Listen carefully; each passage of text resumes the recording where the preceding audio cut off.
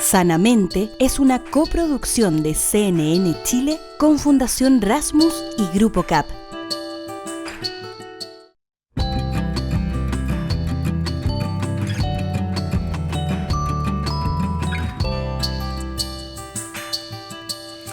¿Cómo están? Bienvenidos, bienvenidas a un nuevo capítulo de Sanamente. En este mes de octubre estamos conmemorando el Día de la Salud Mental, pero en realidad el mes y, ¿por qué no?, el año. Y es que el 10 de octubre se conmemora este día que en realidad estamos necesitando todo el tiempo. Necesitamos aprender más y mejor cuál es la relevancia de mantener un bienestar permanente. No solo acudir a pedir ayuda cuando estamos reventados, sino tratar de comprender la complejidad humana que está llena de miles de sabores y aliños y que está súper afectada por dónde estamos trabajando, por cómo estamos viviendo nuestras relaciones, cuál es la calidad de nuestros vínculos con la gente que queremos, que nos importa. Hoy queremos desde Sanamente, por un lado, volver a agradecerles por estar ahí. Cada vez la gente que ve este programa es más. Cada vez hay más interés sobre este tema.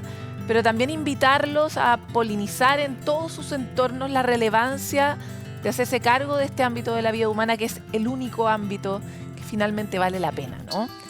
Estamos con unos niveles de soledad a nivel global muy preocupantes, de percepción de soledad, con una percepción de tristeza, con una cantidad de suicidios en generaciones muy distintas que es muy alta, y todo ello indica que no estamos aprendiendo a vivir como corresponde lo que nos pasa, que no tenemos lugares donde desahogarnos, no tenemos comunidades donde contenernos y no estamos siendo ese apoyo tampoco que el otro está necesitando.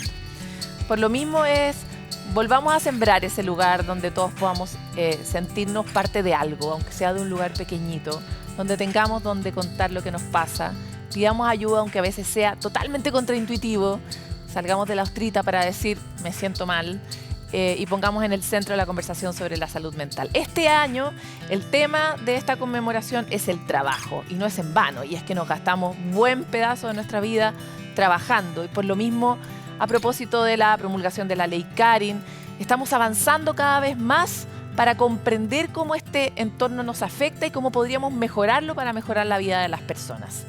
Pero eso no nos hace perder la vista sobre nuestra vida personal y la necesidad de conocernos a nosotros mismos, identificar las emociones. Para eso está toda la batería de contenidos de Sanamente disponible para ustedes, para cuando quieran abordar este universo. Hoy vamos a hablar en profundidad sobre adolescencia, que es una etapa que nos marca a todos. Todos recordamos nuestra época adolescente, en parte por cómo sufrimos, en parte por lo intensamente que vivimos. Y si tenemos hijos o hijas adolescentes, sabemos que es una etapa para la que probablemente no tenemos suficientes herramientas. Vamos a profundizar sobre este aspecto de la vida junto a Felipe Lecanelier, que acaba de lanzar su último libro, que invita a volver a mirar la adolescencia. Y también vamos a saber cuáles son los bemoles que trae esta nueva conmemoración del Día de la Salud Mental. Tenemos varias otras sorpresas que no les voy a contar porque aquí comienza Sanamente. Como les comentaba, el lema de la salud mental este año es tiempo de priorizar la salud mental en el trabajo. Así de largo y explícito el tema, porque es tiempo de priorizar la salud mental en el trabajo. Tenemos indicadores, por ejemplo, de las licencias médicas cuya causa principal es sufrimiento en el trabajo, a propósito de que tenemos una relación, por ejemplo, con nuestros jefes que es tóxica, o porque nuestro entorno es adverso y hay pares que no nos hacen sentir bien, o porque nosotros no hacemos sentir bien a los pares. Bueno, este esfuerzo es uno con el que nuestro país ha sido pionero a nivel global y vale la pena aplaudir la promulgación de la ley Karin, pero todavía tenemos muchos sabores más pequeños pero muy relevantes que comprender. Por ejemplo, ¿se lleva igual con el trabajo una persona joven que una persona mayor? ¿Cómo se relaciona? ¿Cuáles son sus expectativas y sus sufrimientos en el escenario laboral? Quisimos mirar de manera más compleja este llamado de la conmemoración en la siguiente nota. Es tiempo de priorizar la salud mental en el trabajo. Es el lema escogido por la Organización Mundial de la Salud para conmemorar el Día Mundial de la Salud Mental este 10 de octubre. Y esto es porque, si bien en el lenguaje cotidiano tendemos a decir que el trabajo hay que dejarlo al trabajo y no llevarlo a la casa, y al revés también, que la casa hay que dejarla a la casa y no traerla al trabajo, La verdad es que es poco realista decir eso. Lo que sí es realista son las cifras entregadas por la Superintendencia de Seguridad durante 2023. 75% de los recintos laborales muestran un estado de riesgo alto o medio en la escala de salud mental, mientras que las actividades que concentraron con mayor frecuencia estados de riesgo no óptimos fueron salud, con un 45,4%, administración pública con un 41% y educación con un 34,4%. Es muy importante recalcar que un entorno de trabajo seguro y saludable favorece la salud mental de todos los trabajadores en nuestro país. Y si puedo destacar una sola cosa que podemos hacer todos en los distintos espacios en los que estemos y también, por cierto, en el mundo del trabajo para mejorar la salud mental de todas las personas, es algo tan sencillo como a veces también es difícil, y eso es hablar. Uno de los problemas que tiene o uno de los desafíos que incluye o significa la salud mental es que tiende a estar rodeada de estigma, de una estigmatización que hace difícil que las personas pidan ayuda cuando requieren ayuda. Precisamente los lugares de trabajo pueden funcionar como un lugar de protección para el colaborador. Pese a su relevancia, la situación chilena estaría lejos de ser óptima. Esperábamos que la prevalencia de situaciones de salud mental entre los trabajadores chilenos disminuyera. Y hemos visto que esta tendencia se ha mantenido al alza. Menos del 5% de las situaciones que nos tocaba atender tenían que ver con enfermedades profesionales, y hoy día es cercano al 10%, y de estas la mayoría tienen que ver con situaciones de salud mental. Si bien los problemas nos pueden afectar a todos, específicamente Ipsos identifica a la generación Z, es decir, aquellos que tienen entre 20 y 30 años, como los más estresados, llegando a tal punto de no poder ir a trabajar. Propósito, equilibrio con la vida personal y flexibilidad serían algunos de sus objetivos. La población joven, sometida además a los cambios que significó en la etapa posterior a la pandemia, donde existen mayores niveles de incertidumbre y una dificultad para poder conciliar de manera más adecuada las expectativas personales respecto al uso del tiempo libre y la conciliación entre la vida personal y laboral, ha significado un mayor desafío. El equilibrio entre el trabajo y la vida personal es muy importante para la generación Z y esperan que las empresas ofrezcan flexibilidad y opciones de trabajo remoto. La generación Z es una generación totalmente distinta a las generaciones anteriores. No es que busquen un propósito en el trabajo, sino que los jóvenes tienen muchos propósitos en la vida en general. No es solamente yo voy a trabajar y eso va a ser mi vida, sino que yo voy a trabajar para tener recursos, para poder viajar. Pero los desafíos relacionados al trabajo no solo impactan a los más jóvenes. Según el último informe del Observatorio de Envejecimiento UC con Futuro, la tasa de ocupación de las personas mayores de 60 años es del 30,1%. La principal razón para buscar empleo de las personas mayores es la motivación económica. Más del 60% de los mayores que buscan empleo es por complementar su pensión, para aumentar los ingresos. Aunque muchos de ellos, si uno le pregunta si usted no tuviera la necesidad económica, ¿seguiría trabajando? Dicen que sí, porque en el fondo también lo que quieren es promover rutinas, en el fondo tener actividades que tengan sentido para ellos, fortalecer su identidad personal, compartir con otros, compartir con personas de distintas generaciones y tener un espacio donde aportar también. Entonces, personas mayores que cada vez estarán más conectadas con las nuevas generaciones, por lo que la construcción de puentes entre ambos es fundamental para un mejor ambiente laboral. En la medida en que cada vez se va a ir envejeciendo la fuerza laboral y vamos a tener más generaciones en convivencia, es importante tender estos puentes para generar un mejor trabajo, generar también políticas de conciencia en torno a la importancia de prepararnos para la vejez de forma integral, porque es algo en el que todos estamos transitando hacia allá. Como empresa es valorar la intergeneracionalidad, es decir, creer a pie juntilla de que aquí hay algo maravilloso que puede ocurrir. Experiencias, personas jóvenes, personas con distintas nacionalidades, o sea, hacer equipos que sean diversos. Y en esa diversidad, en esa experiencia, en esa historia de vida, en esa historia laboral, las personas mayores tienen mucho que decir y mucho que aportar. Frente a ello, ¿cuáles son las recomendaciones que entregan los expertos para promover espacios laborales seguros? Partiendo, por ejemplo, por el liderazgo, un liderazgo que sea cercano, grados de autonomía para que las personas puedan ir administrando y gestionando su tiempo, poder entregar una retroalimentación clara también en relación a cómo la persona está ejecutando su trabajo, qué es lo que se espera de esa persona, cuáles son los resultados que está teniendo, y por otra parte ir fomentando también el apoyo social que puede existir en los equipos de trabajo. Los empleadores también tenemos una oportunidad de integrar estos temas como parte de nuestra cultura organizacional, promover programas de bienestar que se hagan cargo y que acompañen a las personas en el desarrollo de las habilidades que les permitan abordar de forma más efectiva los desafíos que significa participar del mundo del trabajo.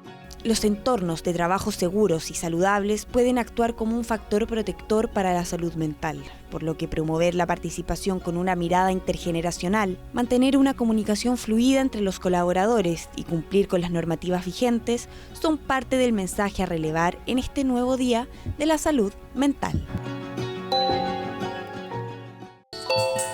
Si ustedes en este momento no están atravesando por la desafiante experiencia de tener un hijo adolescente, probablemente fueron uno.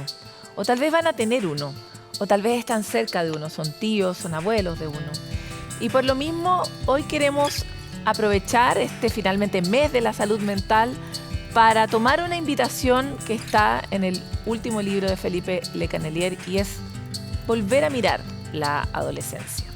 Queremos entrar en este viaje que finalmente es el libro y recoger, aprender, volver a aprender ciertas cosas que hemos dado por sentadas sobre esta etapa tan apasionante y tan determinante en el futuro de todos nosotros. Así que bienvenido y muchas gracias por estar aquí, Felipe. Gracias, Paloma, por invitarme. La primera pregunta es, ¿por qué tenemos que volver a mirar las cosas? ¿Estamos mirando mal? Creo que las miramos de una manera poco humana, poco respetuosa.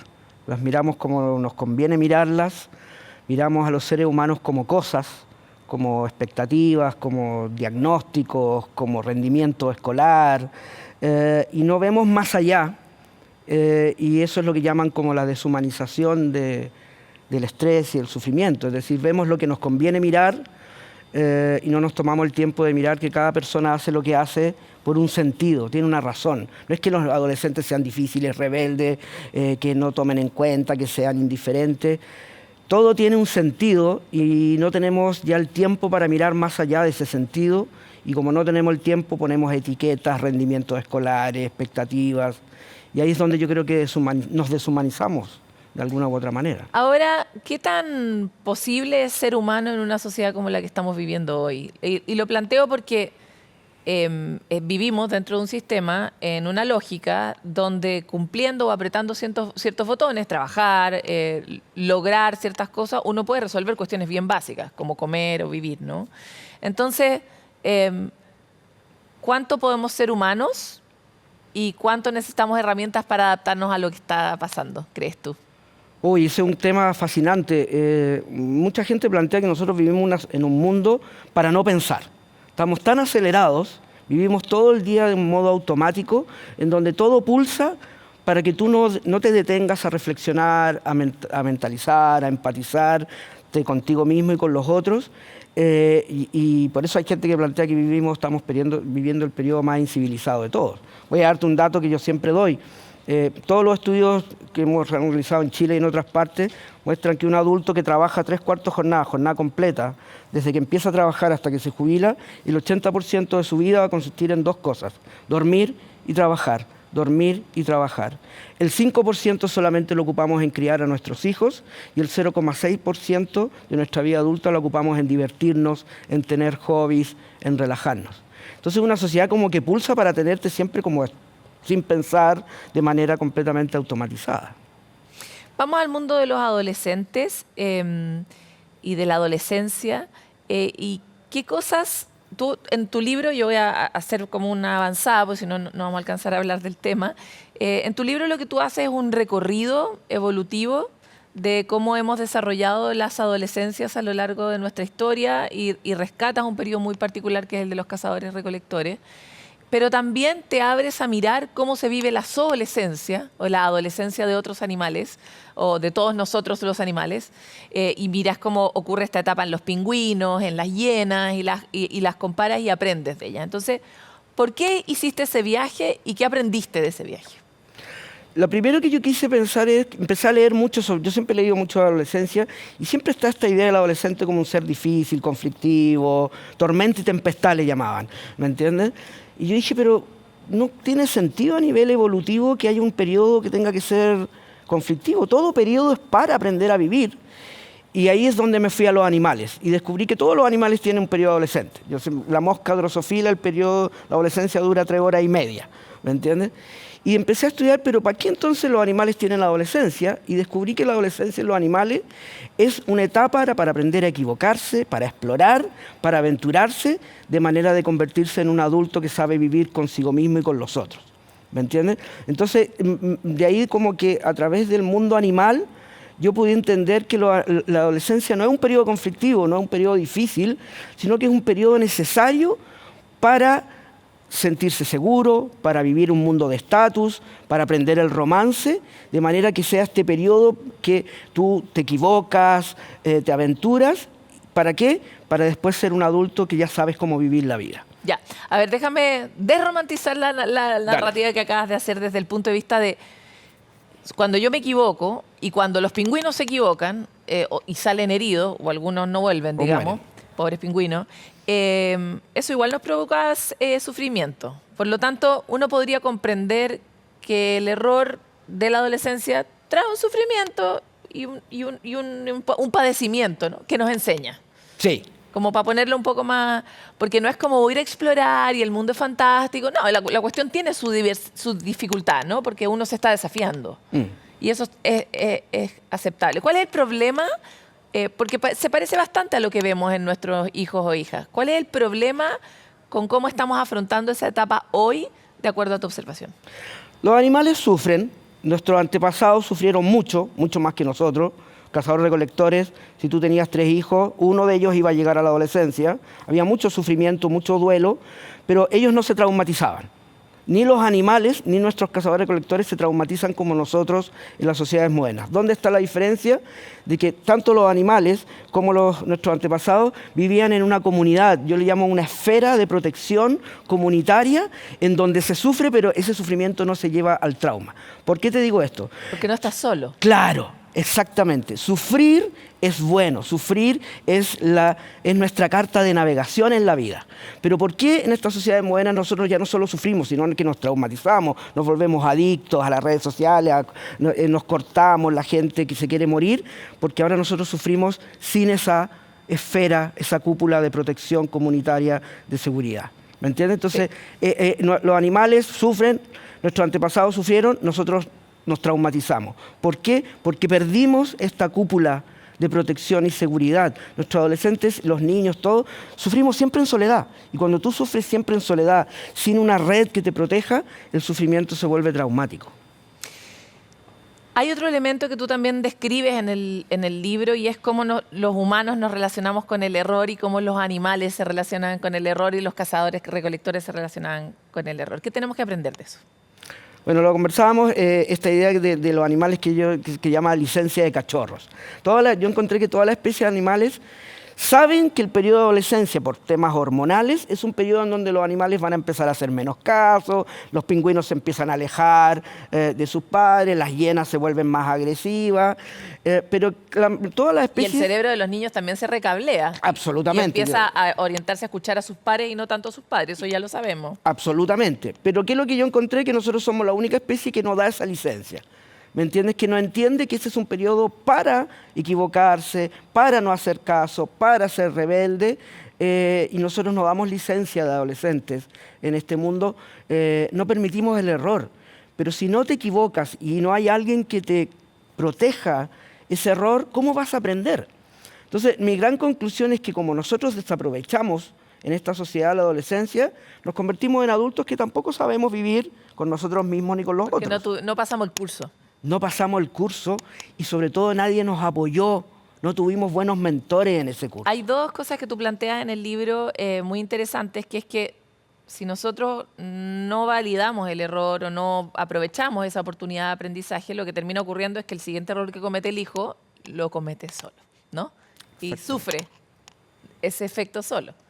Entonces, me encantaría saber qué hace todos los que estamos escuchando, que fuimos criados en que realmente no podíamos equivocarnos y que no podíamos desilusionar y que no podíamos excedernos y cosas muy de adolescente, ¿qué tenemos que aprender para relacionarnos con el error desde otro lugar y cómo uno se relaciona bien con un error? Yo creo que lo primero que uno tiene que hacer es no sentir que el error es una patología, que yo soy una normal, un desviado, que tengo baja coeficiente intelectual.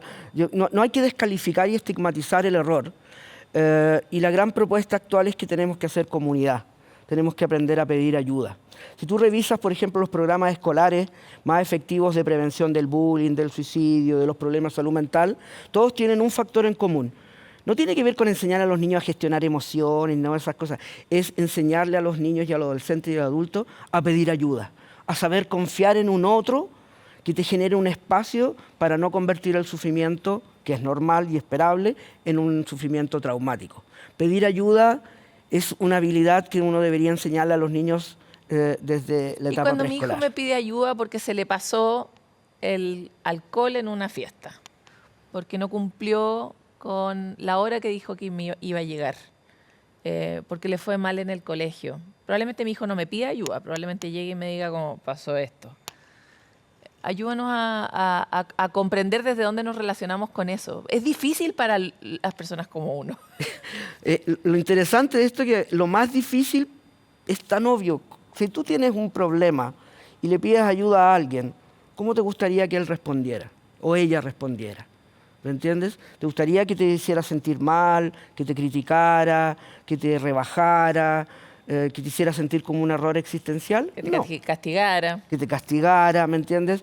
Mira, nosotros las cosas que hemos descubierto en nuestros estudios es que los niños en Chile siempre están pidiendo disculpas. Hacen pataleta, perdón, siempre piden disculpas. Y el pedir disculpas, ¿de dónde viene? De sentir que siempre tu conducta es un error.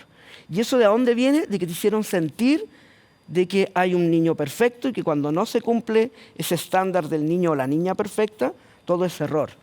Entonces, yo creo que a veces es tan simple como no hacerle a los niños o a las niñas lo que no nos gustaría que nos hicieran a nosotros. A mí me ha funcionado pensar en reaccionar como uno reacciona con un amigo, más que Claro, claro. porque uno a los amigos no le hace eso, pero Claro. a la familia de uno sí se lo hace. Absolutamente. Ya, espérate. ¿Cómo, yo sé que a esta altura, yo lo estoy sintiendo, me imagino que la gente también. ¿Cómo dialogamos con esta culpa? Que cada vez que tú abres un libro tuyo, lo único que empieza a crecer así como un órgano es como una sensación de culpa de todo lo que hemos hecho mal.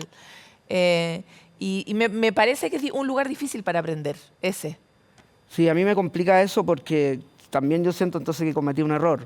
Porque yo creo que el mensaje de todos mis libros es que todos somos únicos, singulares y el respeto es absoluto hacia todos. Entonces, creo que ahí yo también... mi culpa por no haber escrito, no haber sido tan claro en transmitir el mensaje.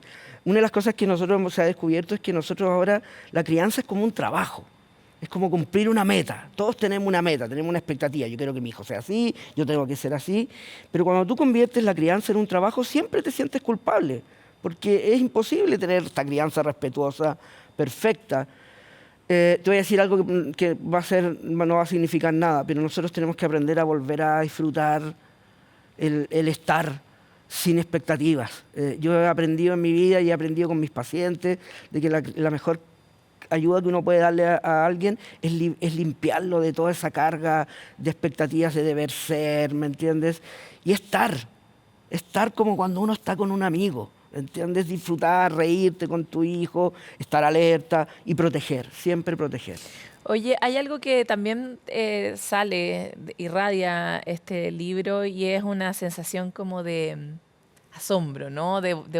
Realmente en el volver a mirar hay un disfrute de explorador, como de maravillarse con lo que son estos seres, ¿no? Tan particulares que son los adolescentes.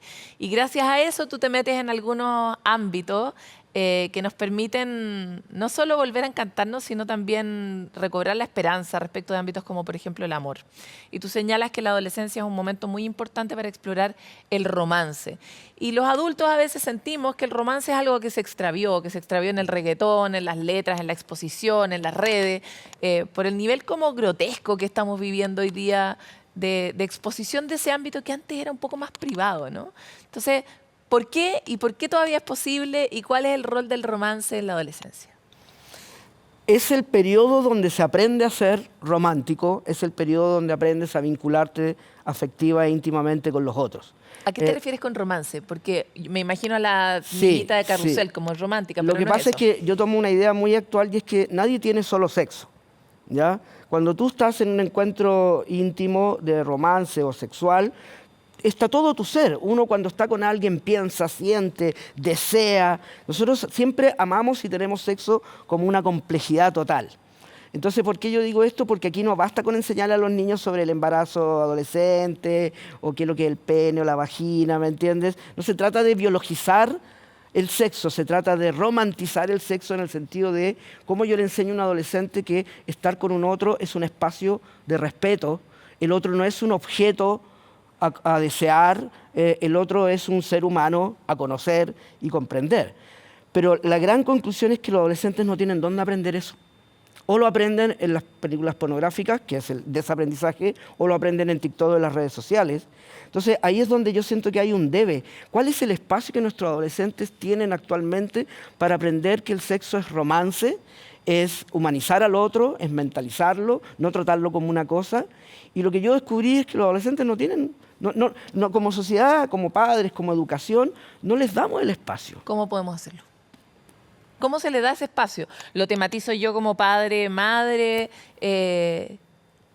hablo del amor, no hablo de nada, lo pongo así de complicado porque así de complicado es. O sea, aparte hoy día sabemos que los niños están accediendo al porno mucho más temprano por el acceso que tienen a ciertos medios digitales, entonces... Claro, pero mira, ahí está el tema. Tú mismo hablaste del tema de los amigos. ¿Por qué nos es tan fácil hablar con nuestros amigos del romance, de las desilusiones, de que me gusta este? ¿Por qué no poder aplicar ese mismo formato de conversación con los adolescentes? ¿De qué es lo que hay que hablar? De lo que nosotros también vivimos en la adolescencia. Que me gusta alguien y no me pesca, que estoy sufriendo porque me patearon, que ¿tendré yo el estatus? ¿Me querrán? ¿Seré bonito? ¿Seré feo? ¿Seré popular? Hablemos de lo que todos hablamos y pensamos, o de lo que todos pensamos, perdona, pero, no decimos, pero nadie habla sobre todo en Chile ni dice. Vamos para el lado del estatus, porque otro rol que tú describes es esta cosa de que en la adolescencia está como intrínseco el proceso de clasificarme a mí y ver en qué parte de la pirámide estoy, más o menos, ¿no? Y uno como padre igual evita eso, porque siente que ahí hay un nivel de dolor, sobre todo si tu hijo no es el que está en la punta de la pirámide, digamos. Sí. Entonces, ¿qué es el estatus en la adolescencia? ¿Es una cuestión estructural? ¿Y cómo se administra la cuestión del estatus? A ver si se entiende esto. Un aspecto importante de la adolescencia es cuál es el sentido de mi vida. Y como somos seres sociales, el sentido de mi vida tiene que ver cómo yo soy visto por los otros. ¿En qué ranking estoy? ¿En qué posición social, ranking, popularidad? Y uno siempre lo supo en el colegio también. Y lo vivió constantemente. Y como eso es un tema importante, yo quiero que los papás y las mamás entiendan que mucho de la energía cerebral de un adolescente es para encontrar su ranking. ¿Por qué te lo digo? Porque nosotros los retamos. Ay, siempre estáis preocupados de los amigos. ¿Por qué no te preocupáis de estudiar en vez de cómo te vestís? ¿Por qué no soltáis las redes sociales? No, buscar tu lugar, tu legitimación social en la adolescencia es una tarea fundamental de esa etapa. No es una tarea criticar, los adolescentes no son superficiales ni materialistas. Entonces es súper importante hablar con ellos de eso que nadie quiere hablar. ¿En qué ranking estás? ¿Cómo te ven los otros? ¿Cómo te quieren los otros? ¿Qué haces tú para aumentar de popularidad? No es algo superficial, es una tarea biológica propia de la adolescencia y está en todos los animales. Si mi hijo no está en ningún ranking y siente que no pertenece a ningún lugar, ¿es eso una alerta? Mira, una de las cosas, sí, claramente es una alerta. Es una alerta, no una alerta porque tenga una patología, porque sufren mucho cuando tú estás muy bajo en el ranking. Una de las cosas que se propone es acompañarlo a que busque sus propios nichos.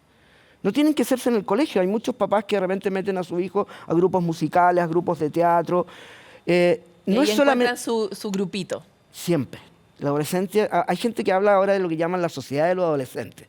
Los adolescentes no confían en nosotros. Los adolescentes no confían en la política, no confían en las instituciones, no confían en la educación. Y producto de eso han creado ellos como su propia sociedad de las moscas, por decirlo. Su propia sociedad donde se cuidan, se protegen y generan sus propias microculturas. Entonces yo creo que un adolescente, si tú lo ayudas, siempre va a encontrar un espacio de popularidad. pero eso implica también que tú tienes que ayudar a ese adolescente a que él entienda cuál es tu sentido. Me gusta la música, te ayudo a buscar un espacio de música. No me gusta estudiar matemática, pero me gusta pintar, te acompaño a buscar un espacio para que tú... Planteaba este tema del riesgo porque en el libro tú dices los solos habitualmente son las víctimas del bullying, Sí. los que tienen más algún tipo de dolencia, sufrimiento, patología. Entonces, como es importante saber que eso puede ser una alerta, porque muchos de nosotros decimos, no, es tímido, como déjalo, así es él. Y también puede ser una manera, ¿no? Tú hablabas de este talento que los solos desarrollan para ser invisibles. Todos los estudios que se han realizado de los más grandes sobre el bienestar muestran de que la enfermedad número 1 de la sociedad actual es la soledad, el aislamiento, la evitación. Y en la adolescencia, como el adolescente necesita encontrar su lugar en el mundo social, lo que yo propongo, y no solamente yo, tenemos que tener sistemas para detectar a los solitarios y sacarlos de esos estados de soledad. Los colegios deberían tener sistemas. Tú anda a un recreo, métete a cualquier colegio y anda a un recreo y tú te vas a demorar menos de 10 minutos en darte cuenta de los solitarios. A eso hay que tomarlos y volver a meterlos en comunidades, y eso es fundamental. Pero el problema en Chile hay otro. El solitario, como no llora, no hace pataleta, no es agresivo, ese es el que queremos. Es decir, nosotros vemos el rendimiento, pero no vemos la soledad detrás de ese rendimiento, y eso es bien preocupante en nuestro país. Nos están tirando la música, lo que quiere decir que tenemos que empezar a callarnos. Así que voy a ir hacia allá, y ¿cuál es el llamado principal de tu libro y la invitación seductora, voy a esperar yo, para nosotros los adultos, para que podamos volver a mirar la adolescencia? Yo creo que el llamado principal es ¿por qué te molestan los adolescentes? Es a pensar, reflexionar, volver a mirar qué es lo que tienen ellos que te genera a ti una molestia, y volver a pensar de que quizás esa molestia, más que estar en ellos, es algo que nos pasa a nosotros. Hay algo que tienen los adolescentes que como que nos amenazan, y por eso los tratamos de rebeldes, de que no hacen caso, de que se portan mal. El libro invita mucho a pensar y volver a mirar de qué es lo que tiene esa genialidad adolescente que en el mundo de los adultos nos amenaza, nos complica, y nos sentimos mal por esos seres geniales, aventureros, expansivos, reflexivos, creativos. Es decir, el mensaje es muy simple. Antes de ponerle algo a él, un grito, un reto, una palabra, trata de mirarte a ti mismo y tratar de ver qué es lo que tiene el otro que te amenaza tu propio sentido de vida. Y si siento eso, como el llamado es a trabajar en uno finalmente. Mira, una de las cosas que yo descubrí es que yo creo que a todo adolescente hay que pedirles disculpas. Hay que decirles perdona, yo no tenía cómo saber tales cosas, yo solamente te crié de la manera como a mí me criaron, uno hace lo que hicieron con nosotros, y yo creo que a todo adolescente en algún momento hay que sentarlo con toda la mano en el corazón y honestidad, decirle, mira, ¿sabes qué? Disculpa. Muchas cosas que yo te hice sentir que eran por culpa tuya, en verdad eran limitaciones mías. A ver si tratamos de hacer un nuevo empezar. ¿Siempre se puede empezar de nuevo? Siempre. Somos los seres más plásticos y flexibles de la Tierra. Siempre podemos cambiar. Esa es la buena noticia. Muchas gracias, Felipe. Gracias, Paloma. Si ustedes saben esto, de todo el libro que leímos, esto es como el primer tercio con suerte. O sea, nos falta mucho para poder explorar sobre toda la complejidad que significa este viaje, pero está lleno de aventuras y nuevas miradas que nos hacen al menos cambiar los anteojos, que eso siempre nos entrega una mirada fresca sobre, en este caso, la vida de nuestros niños y niñas que tanto queremos que sea mejor. Nos vamos a una pausa y volvemos con más.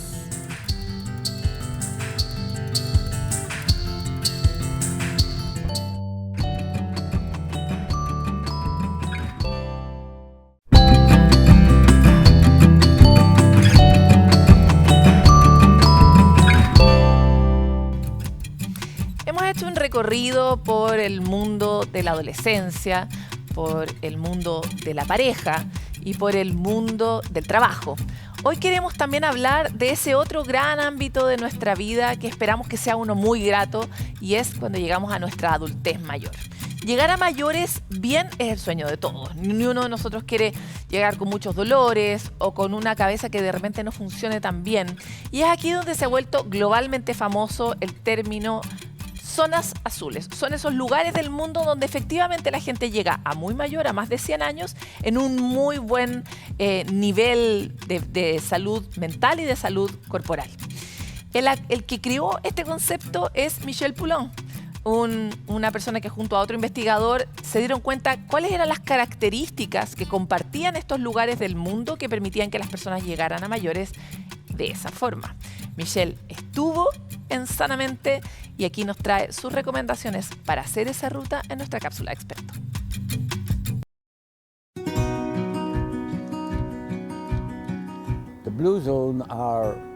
Las zonas azules son regiones del mundo donde la gente vive más tiempo, pero no solo más tiempo, sino mejor. Y son regiones en su mayoría en islas o en las montañas.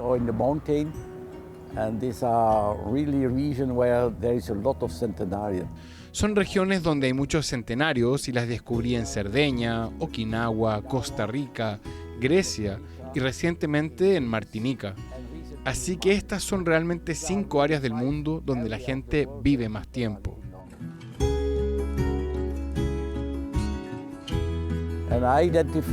Identifiqué 7 principios diferentes en las observaciones de zonas azules.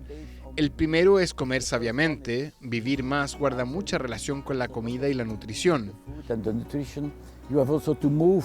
También hay que moverse muy a menudo. En la vida diaria hay que moverse. Luego hay que tratar de evitar el estrés y dormir muy tranquilo, porque esto es muy importante para la recuperación.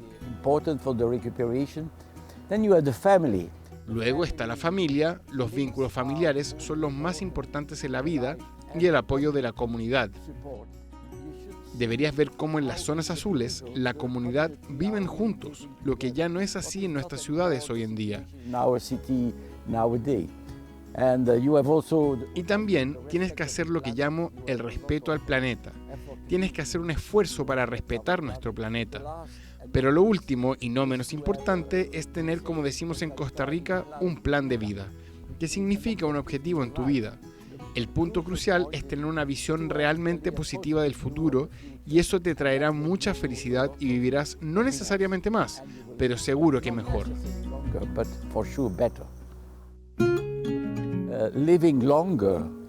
Vivir más tiempo no es un objetivo en sí mismo. Si vives más tiempo sin sentir felicidad, sin sentirte feliz, eso es una tontería. Y siempre digo, alguien me preguntó cuál es el secreto de vivir más tiempo. Lo primero que tienes que hacer es vivir. Mucha gente con la edad ya no vive de forma concreta. Y a veces voy un poco más allá y digo que debes tomar el verbo vivir, sumarle el verbo amar y vivir con amor. Porque el amor es muy importante entre todas las personas de la Tierra. Gracias.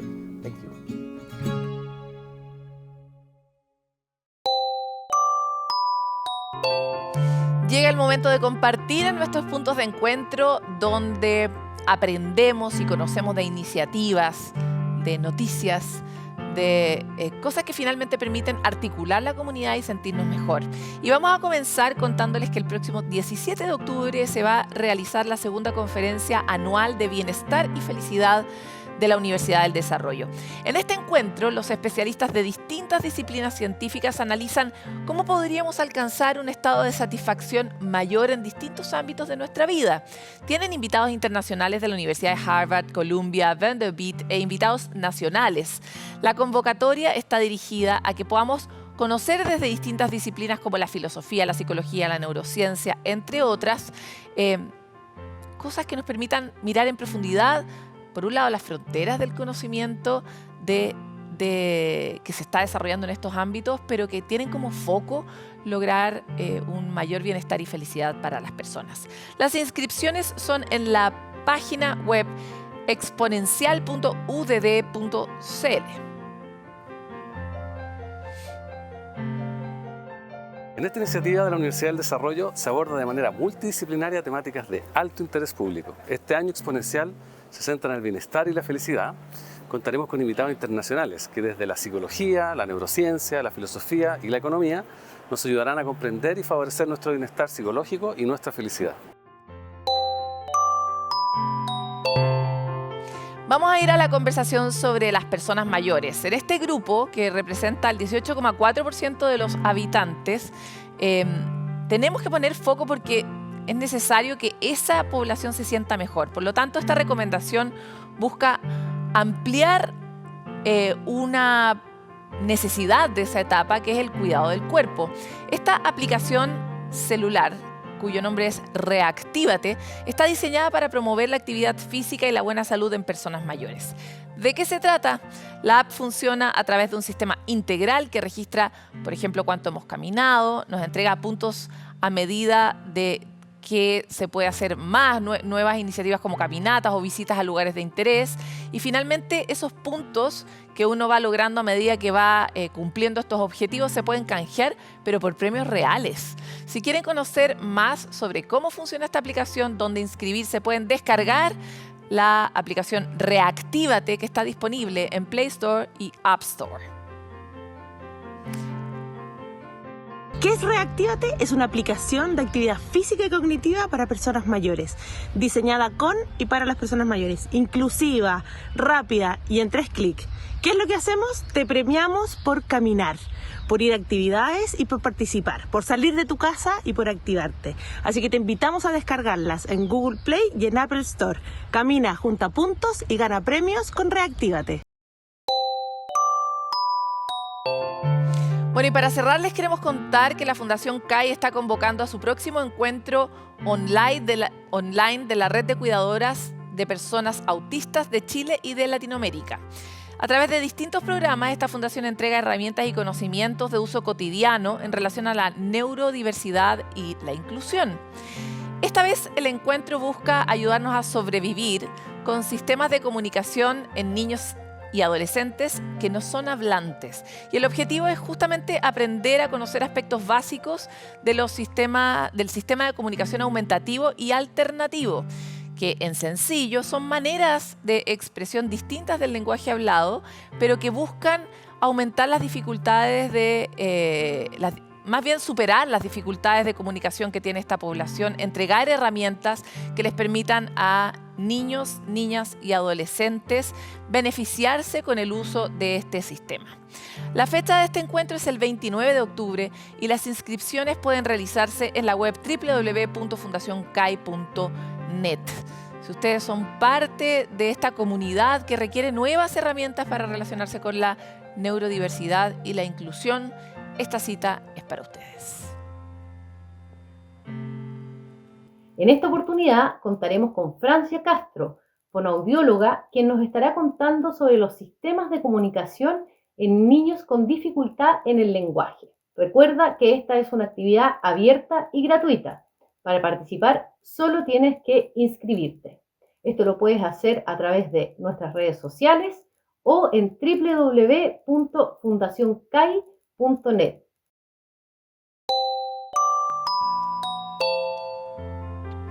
Nosotros nos queremos ir a una pausa, pero siempre de la mano de ustedes que tienen sus propias sabidurías para administrar la vida de todos y todas. Hola, buenas, soy Andrea Astroza, tengo 23 años. Para sentirme mejor, lo que hago es salgo a distraerme un poco, puedo salir a hacer ejercicio.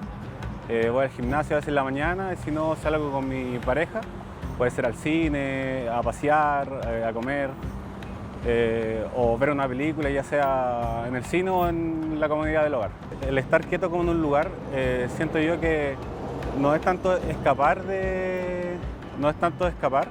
sino que es más bien como distraerse un poco para volver al mismo lugar que al final es la casa y como con la energía más repuesta, por así decirlo.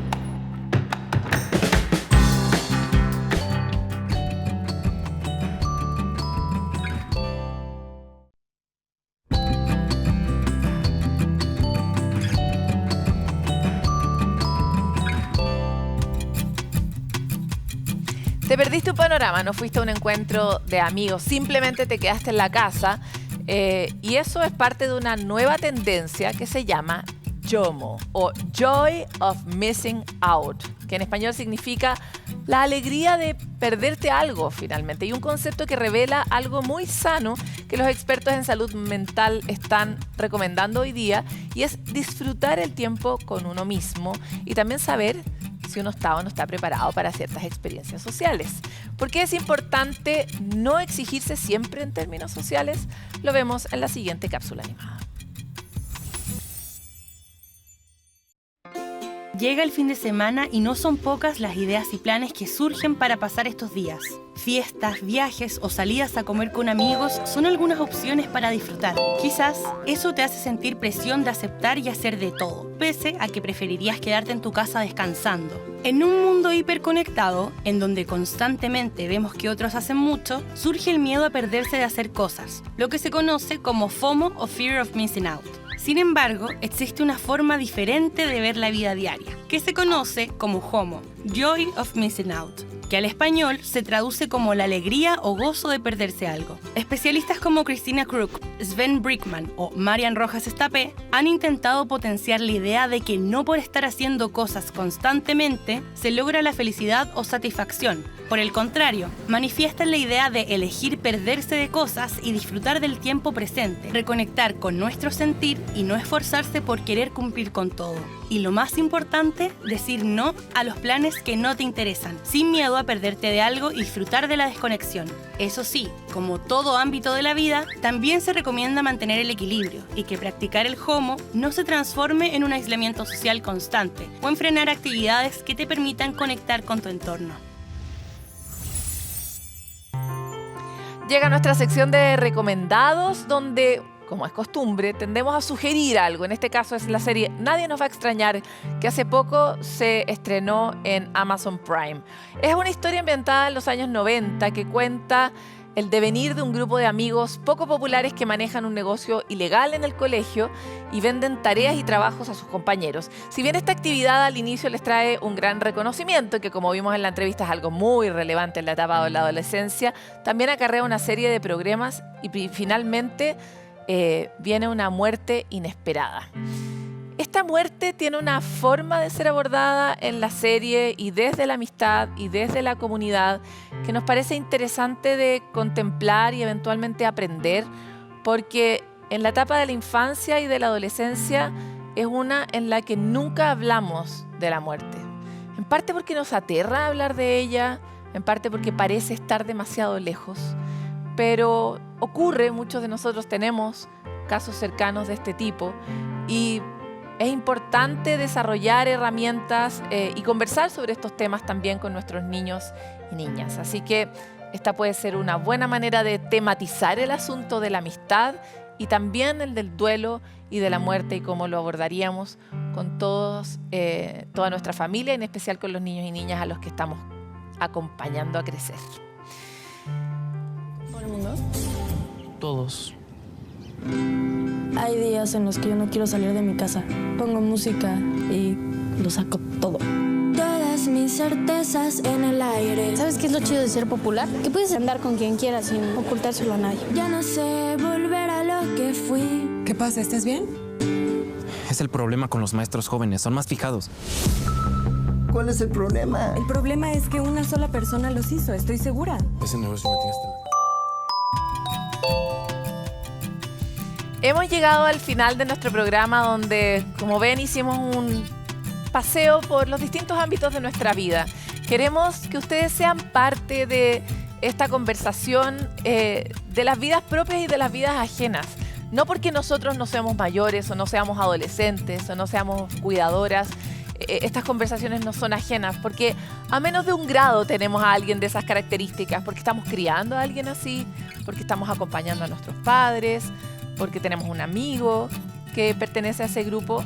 Y como el asunto que finalmente sana el dolor del mundo es ser parte de una comunidad, los invitamos a sentirse parte de la comunidad manejando todas estas distinciones y acompañando a otras, compartiéndolas con otras para que puedan sentirse mejor. Queremos, como siempre, compartir un dato antes de irnos. Esta vez es la página web auge.minsal.cl, donde se puede encontrar toda la información respecto del GES número 75, que beneficia a personas de 15 años y más que tengan trastorno bipolar. cómo se puede acceder a este beneficio, cuáles son los pasos que se deben seguir. Y también recordarles que el número 600-360-7777 del Ministerio de Salud Responde está disponible para aclarar las dudas que tengan en materia de salud mental o la de su familia. La tarea de enfrentar estos asuntos es de todos. Por ejemplo, en el caso de bipolaridad muchas veces es difícil llegar al diagnóstico, pero si ustedes intuyen que algo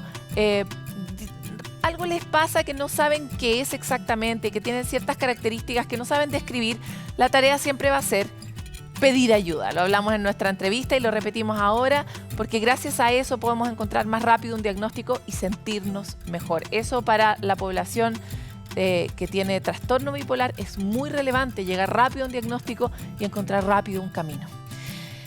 Gracias por estar ahí, nos vemos en el siguiente capítulo de Sanamente y que este mes de la salud mental cumpla su propósito de bajar los estigmas, levantar la colaboración, unir la comunidad, que cada uno de nosotros esté un poquito mejor al final de este mes en materia de salud mental. Nos vemos.